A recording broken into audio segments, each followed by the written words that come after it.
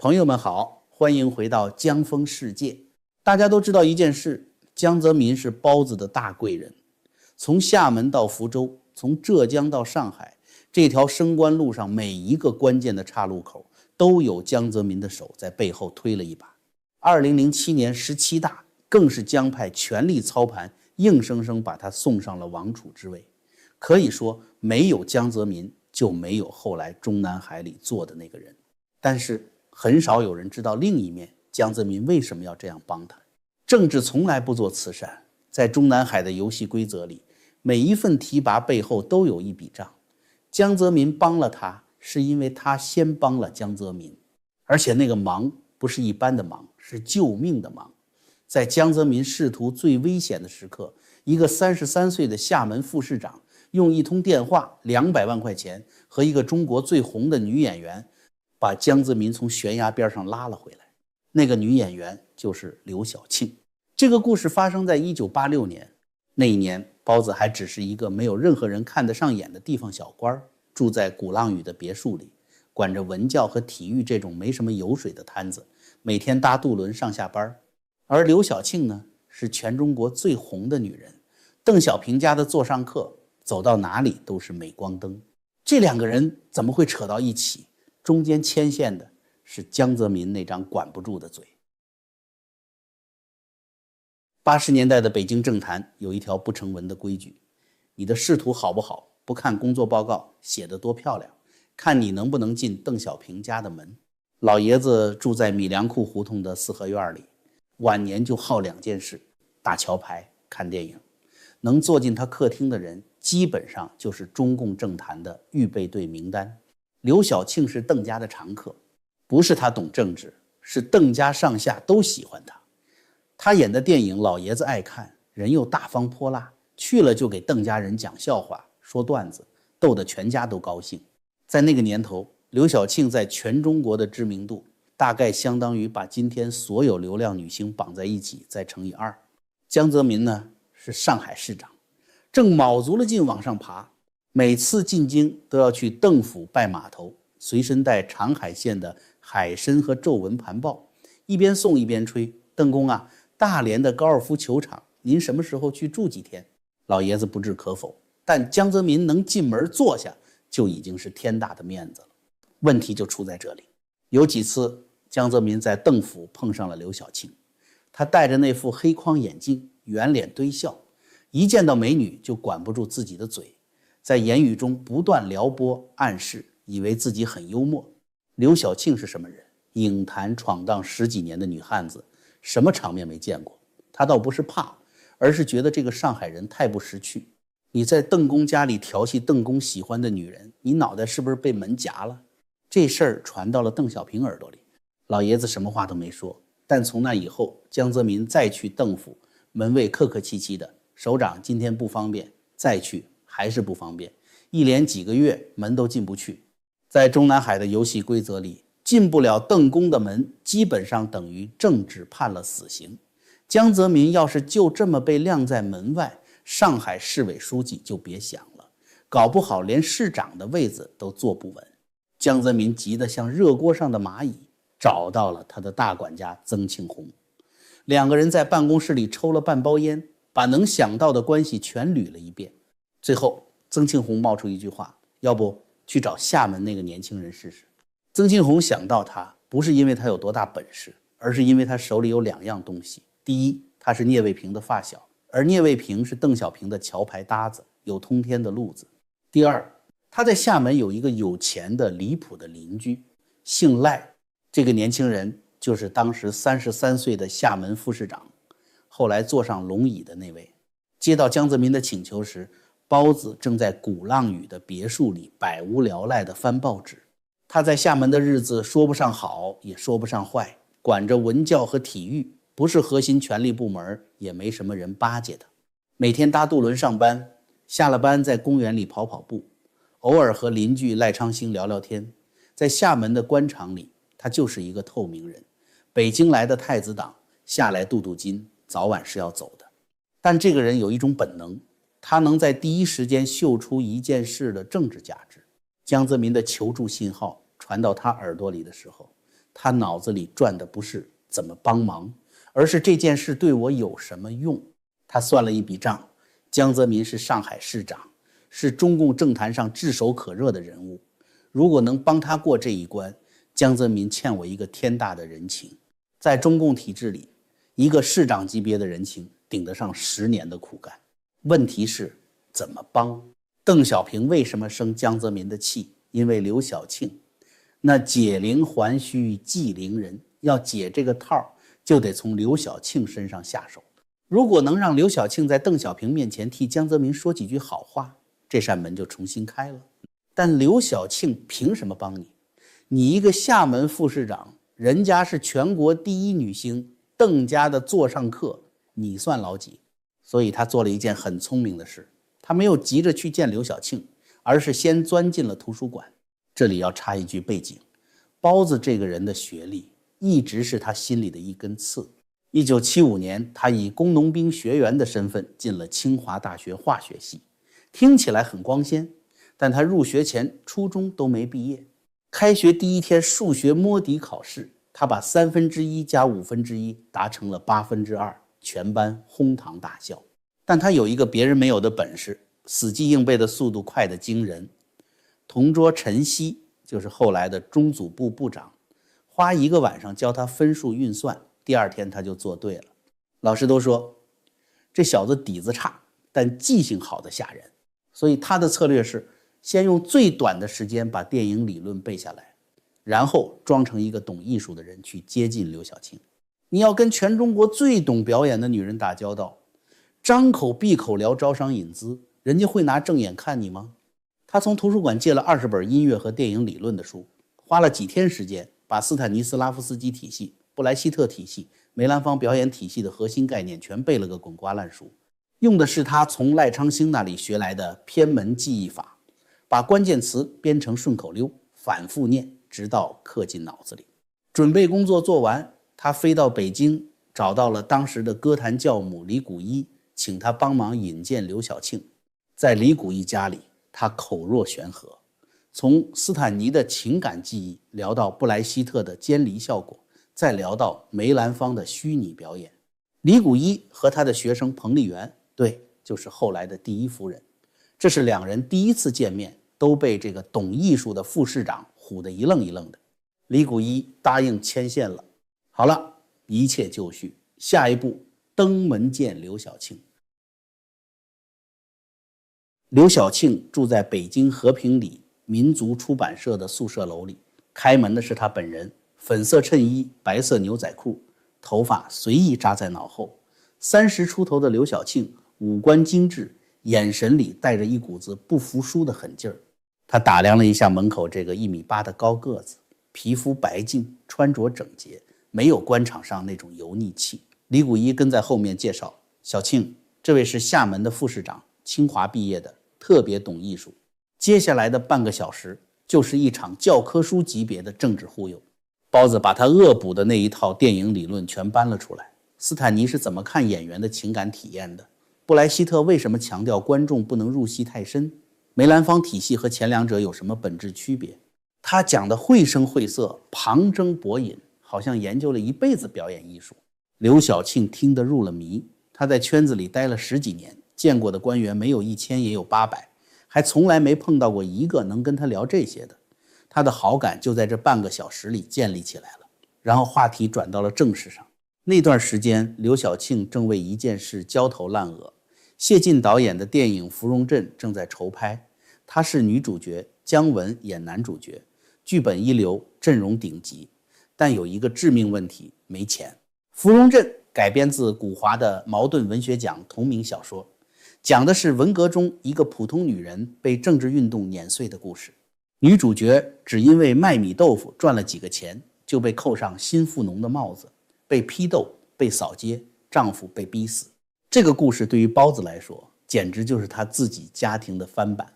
他9岁那年父亲被打倒，15岁被关进少管所，16岁去陕西窑洞里插队近7年。所以当刘晓庆说起经费缺口的时候，他的眼神里可能真的有一丝感同身受。但我们也别太天真，他心里算的是另一笔账。经费缺多少？他问。200万。1986年的200万是什么概念？那时候一个工人月薪不到100块，200万等于一个普通人不吃不喝干1600年。姜文原本承诺拉来的投资人全跑了，李谷一自掏腰包捐了20万，杯水车薪。包子听完轻描淡写地说了一句：这个钱我来解决。他拿起电话拨了一个厦门的号码：昌兴兄弟，有个事儿，刘晓庆拍电影缺200万，你能不能3天之内安排？电话那头的赖昌兴哈哈一笑：大哥，你开口的事儿哪有办不了的，3天到账。不过大哥啊，你是国家栋梁之才，等你以后当上了主席，可得给小弟发一道免死金牌。刘晓庆在旁边听得目瞪口呆，这个年轻的副市长一通电话就能调动200万，他用一种全新的眼光重新打量了他一遍。免死金牌，赖昌星说这话的时候语气里带着玩笑，但26年后，当党内讨论是不是要判赖昌星死刑的时候，已经坐上大位的包子提议不杀。一通电话，一个承诺，200万人民币。这个下午把4个人的命运拴在了一根绳上。而对刘晓庆来说，眼前这个副市长突然变得非常有魅力。钱3天内到了账，芙蓉镇的资金问题迎刃而解。刘晓庆对这位厦门副市长的态度从有好感变成了很有好感。他跟李谷一暗示想让他给自己拜拜火，李谷一心领神会，找了个借口先走了。至于那天具体发生了什么，我们不展开，但有一个细节被记了下来。事后刘晓庆在江泽民面前提起这个年轻人的时候，笑着说：功夫好。江泽民听完，脸上大概是既高兴又尴尬。高兴的是这事儿有门了，尴尬的是人家替自己办事儿，把自己的身体都搭进去了。他后来私底下跟包子掏心窝子：老弟啊，你为了我让那个娘们玩了，我真是对不住你。但包子心里很清楚，这不是吃亏，这是投资。接下来的事就顺理成章了。刘晓庆兑现了承诺，他在邓小平面前替江泽民说了好话，说了什么没人知道，但效果立竿见影。邓家的门重新对江泽民打开了。半年后，江泽民升任上海市委书记。又过了3年，1989年6四之后，邓小平钦点他为中共总书记。而芙蓉镇呢，1987年上映后轰动全国，拿遍金鸡奖、百花奖，还在国际电影节上拿了大奖。取景的那个湖南古镇后来直接改名叫芙蓉镇。刘晓庆因此声望更隆，在邓家的地位更稳固，所有人都赢了。江泽民试图翻盘，刘晓庆名利双收，赖昌星拿到了一张口头的免死金牌，而包子呢，表面上看他什么都没得到，还是那个厦门副市长，还是每天搭渡轮上班，但他得到了最值钱的东西，江泽民的人情。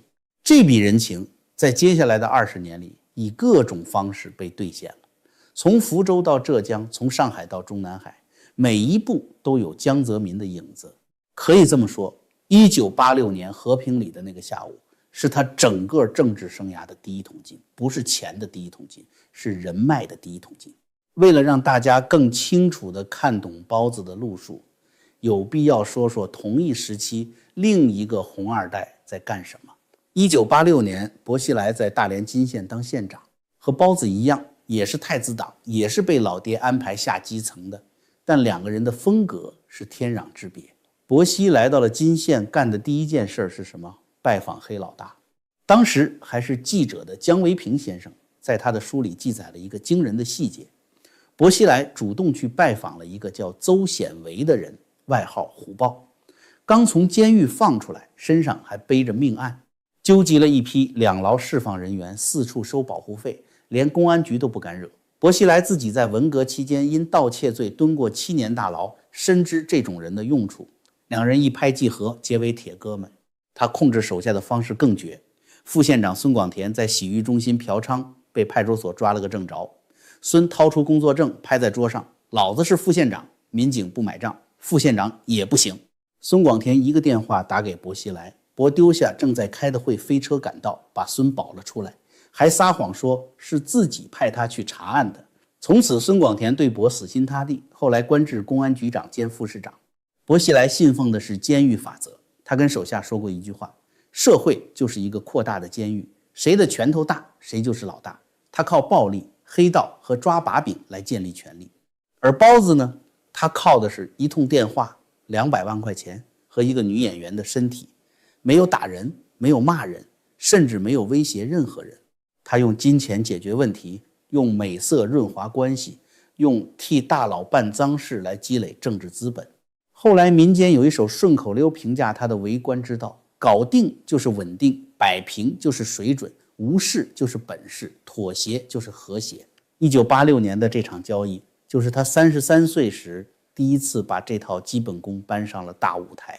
两个红二代同一年起步，同一个目标往上爬，一个靠拳头，一个靠脑子。27年后，一个住进了中南海，另一个住进了秦城监狱。讲到这儿啊，大家可能也看出来了，在中南海这种地方博弈，不仅要靠脑袋，还得有个经得起折腾的好身体。说到精力与养生，我这里要特别向各位老朋友推荐普瑞堂黑参。这黑参采用传统工艺，品质纯正，是您日常补气提升精力的好伙伴。如果您想支持江峰，支持我们继续把这类深度内幕讲下去，欢迎点击影片下方的连结。在结账时请务必输入江峰专属优惠码 JF。 现在普瑞堂特别回馈，全站不仅享受全球免运费包邮，只要您购买满500美元，就直接加送一根精选黑参，多买多送，上不封顶。照顾好身体，才能看清大时代的风云。好，连结就在下方，我们回到正题。故事讲到这里，如果只是一段历史八卦，也就不值得花这么长时间了。真正让这个故事有分量的是后来发生的事，是1986年那条利益链上的每一个人最终都遭遇了什么。刘晓庆他帮江泽民过了生死关，整个90年代风光无限。但2002年税务局突然找上了门，偷税漏税，金额上千万，直接押进看守所，待了422天。很多人以为这只是一起普通的税案，但圈子里的人都知道，这是江泽民的报复。这个人睚眦必报，小肚鸡肠，当年被刘晓庆玩了一道，心里那口气一直咽不下去。你帮了他的忙不假，但你让他在女人面前丢了脸，这笔账他记了16年。等他坐稳了龙椅，不再需要刘晓庆的时候，翻脸就像翻书一样快。赖昌星那个在电话里说给小弟发一道免死金牌的人，2000年远华案爆发后逃到加拿大躲了12年，2011年被遣返回国，判处无期徒刑。顺带提一句，赖昌星在厦门红楼里招待过的女歌手杨钰莹，远华案后从歌坛消失了整整10年，而他高调复出的时间恰好是2012年皇上正式登基的那一年。这是巧合吗？李谷一牵线搭桥促成一切的人，包括后来介绍彭丽媛，包括帮他在17大王储之战中搞定关键人物，但他从来没有得到过任何政治回报，到今天还是一个退休老艺术家。曾庆红最早出主意去厦门找那个年轻人的人，20年后又操盘17大，以211票对209票的微弱优势帮他拿下王储之位。可以说没有曾庆红就没有今天中南海的那位。结果呢，上台之后，曾庆红的儿子曾伟被媒体曝光低价收购国企，在澳洲买豪宅。这些负面新闻是谁放出来的？大家心知肚明。江泽民最大的恩人，从厦门到中南海，每一步都有他的手。结果呢，皇上登基之后，第一件事就是拿江派的人开刀。周永康判了无期，令计划判了无期，薄熙来判了无期。这3个人全是江泽民一手提拔的亲信。接着是军队，徐才厚、郭伯雄2个前军委副主席，都是江泽民时代的军中柱石，一个病死狱中，一个判了无期。再往下，省部级、厅局级的江派官员像割韭菜一样一茬一茬的倒，名义上叫反腐，但谁都看得出来，刀砍的全是同一棵树上的人。这就是中南海的铁律，用你的时候叫恩人，不用的时候就是弃子。而且这个模式从1986年到2025年从来没有变过。最后要说的这个人是这个故事里最重要的一条暗线。刘源，刘少奇的儿子。刘源和包子是发小。80年代初，一群红二代在薄熙来的暗院胡同家里聚会，讨论的就是一个问题：父辈打下的江山，我们怎么接？大家达成了一个共识，先下基层锻炼，积累资历，然后一起进入权力核心。刘源甚至主动和他对调了下基层的去向。原本包子要去河南新乡，刘源去河北正定，但刘源主动提出换一下，让他离北京近一点，好照顾家人。刘源当时笑着说了一句话：你欠我一个情，以后发达了别忘还。后来呢，那位果然发达了。刘源为他冲锋陷阵，在军中拿下了巨贪古俊山。古俊山有多丧心病狂，为了巴结徐才厚，亲手把自己的女儿送过去伺候，自己坐在客厅里等了几个钟头。